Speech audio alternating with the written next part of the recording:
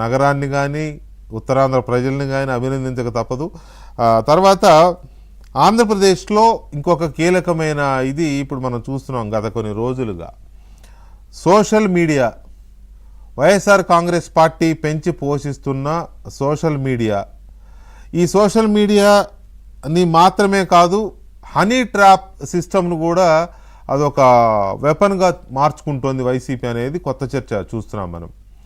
Social మీడియాలో అధికారంలో ఉన్నప్పుడు పెట్టారు, అధికారం పోయిన తర్వాత కూటమి ప్రభుత్వం వచ్చిన తర్వాత కూడా ఏమాత్రం విచక్షణ లేకుండా మనుషులము అనే ఒక స్పృహను కోల్పోయి ముఖ్యమంత్రి మీద, ముఖ్యమంత్రి కుటుంబం మీద, లేకపోతే ఇంకొకరి మీద లేక తప్పుడు ఉద్దేశాలు వచ్చే విధంగా పోస్టులు పెట్టడం, ఇటువంటివన్నీ చేస్తున్న హై లెవెల్లో వాళ్ళనే, ఎక్కడో కింది లెవెల్లో వాళ్ళని కాదు, జగన్మోహన్ రెడ్డికి పక్కనుండే వాళ్ళను కూడా కేసులు పెట్టి పోలీసులు ఏం చేయలేకపోతున్నారు.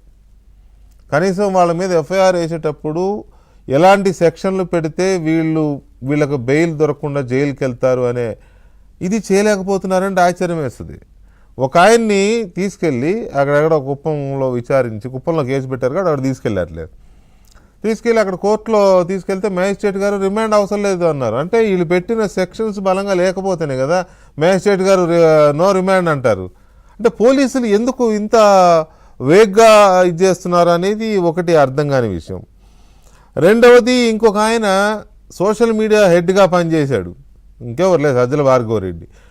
ఆయనను కూడా అంత భయంకరమైన పోస్టులు పెట్టి అంత క్యారెక్టర్స్, కొన్ని వందల మంది క్యారెక్టర్స్ అసాసినేషన్ చేసిన ఒక టీమ్ లీడర్ని కూడా ఏం చేయలేకపోతుంది పోలీస్ వ్యవస్థ.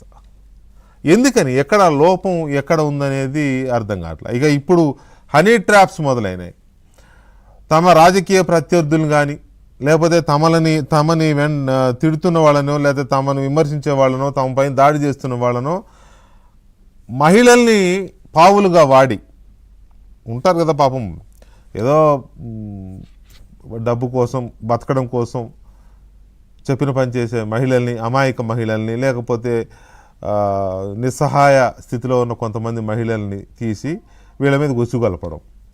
అది కూడా ఏంటి, వాళ్ళ టార్గెట్స్ సాఫ్ట్ టార్గెట్స్, దళితులు, బలహీన వర్గాలకు సంబంధించిన ప్రజాప్రతినిధులు.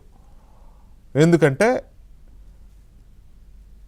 ఈజీగా ఇక్కడ ఏంటంటే ఆ పార్టీకి దళితుల, బలహీన వర్గాల కాదు ముఖ్యం, అది కూటమి పార్టీల నాయకులైతే చాలు. ఆ రకంగా హనీ ట్రాప్ సిస్టమ్ని, ఒక వలపు వలని తయారు చేసి ఈ రకంగా ఎందుకు ఈ స్థాయికి దిగజారిపోయింది, పోలీసులు ఎందుకు వాళ్ళని సరిగ్గా కేసులో ఫిక్స్ చేయలేకపోతున్నారు? చిన్న బ్రేక్ తర్వాత చర్చిద్దాం.